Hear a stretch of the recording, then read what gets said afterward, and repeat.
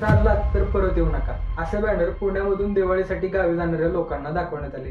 पण यामध्ये आपण एक गोष्ट विसरतोय, ती म्हणजे आपल्या भारतीय संविधानाचा आर्टिकल 19 क्लॉज 1 बोलतं, every citizen of India has right to freely move throughout the India and reside anywhere in the India. म्हणजे तुम्ही पुण्यामध्ये राहत असाल आणि तुम्हाला दिवाळीसाठी गावी जायचंय, किंवा तुम्ही मुंबईमध्ये राहताय आणि तुम्हाला शिक्षणासाठी पुण्यामध्ये यायचंय, अथवा इतर राज्यातून महाराष्ट्रामध्ये यायचंय किंवा महाराष्ट्रामधून दुसऱ्या राज्यामध्ये जसं दिल्लीला जायचंय, तर या सगळ्याचा आपल्याला भारतीय संविधान मूलभूत अधिकार देते. पण या अधिकारावरही काही रिझनेबल रिस्ट्रिक्शन्स आहेत, म्हणजे काही बंधनं आहेत. त्यामध्ये public interest, security of state and protection of tribal area हे येत असतात.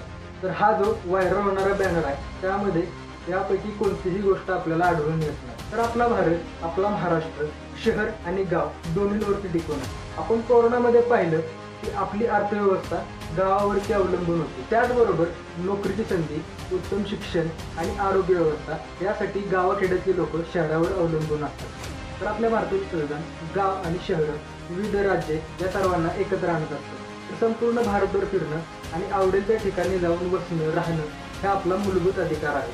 हे करण्यापासून तुम्हाला कोणीही अडवू शकत नाही. जय हिंद, जय संविधान, जय महाराष्ट्र.